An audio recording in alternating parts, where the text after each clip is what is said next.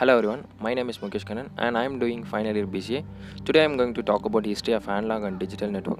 In this topic, we are going to talk about the developing path of a network from its origin. So let's jump on to the topic, guys. First, we are going to talk about voice communication over analog networks. These analog networks are used to transmission analog information in the form of voice. Okay, the local loops are connected to the subscriber answer to the telephone company central office. So how it works? By seeing this diagram, you can easily understand how it's work. First, the telephone. You can take it as a subscriber. First, the telephone connected to the company, and then the company connected to the analog network. This way, this voice communication over an analog telephone network works. And this is the next topic: voice and data communication over analog network. In this network, we can exchange data as well as voice. The voice can change by an analog network, and the data can be changed in a form of digital signals by using a modem. In this time, the modem was developed. As you can see from the image, there are two types of data. Both are connecting to the companies, and through the companies, they are connecting to the telephone network. The digital signal use the modem, and the analog signal use the telephone. Next, we are going to talk about analog and digital service to the subscriber. This is the combination of the first and second topic.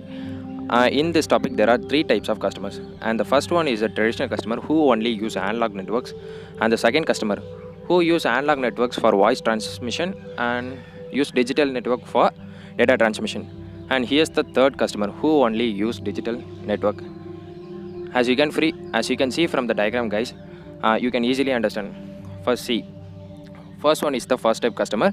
He is only using the telephone, which means analog. And second one, he is the customer who using the telephone for voice transmission and using modem for the digital transmission for data. So he is the third type of the customer who can only use the digital network.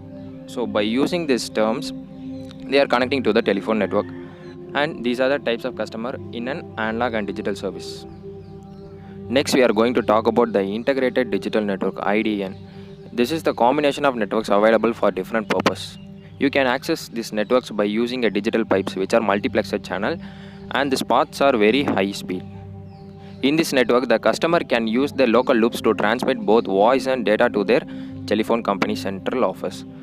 The office that directs this call to the appropriate digital network via the digital pipes. By this way, this method works. The majority of the subscribers today continue to use analog local loops, although digital local loop service such as switched to 5/6 DDS and DS are available.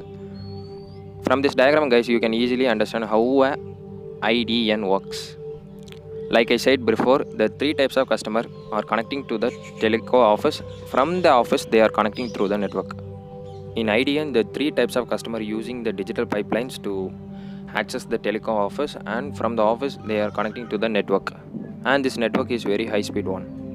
ISDN, integrated service digital network. This is an updated form of IDN. ISDN was developed by ITU-T in 1976. This is a set of protocol that combines digital telephony and data transport services. This ISDN provides digital service to user over integrated digital network. This digital service fall under three categories, which is first one is beer service, second one is teleservice, and third one is supplementary services.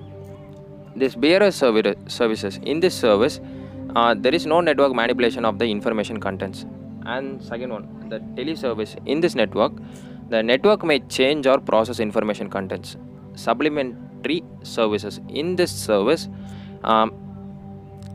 that cannot stand alone must be used with the bearer or teleservice. So the supplementary service need a partner. ISDN network or all communication connects in a home or building into a single interference. By using this ISDN network, we can connect different categories of networks. From this diagram, you can see there is a two house and there is one building. These all connected by using the ISDN. These three customer networks are connected to the ISDN office. By using the ISDN office, they can access the data by using this digital pipes. This is how a ISDN works.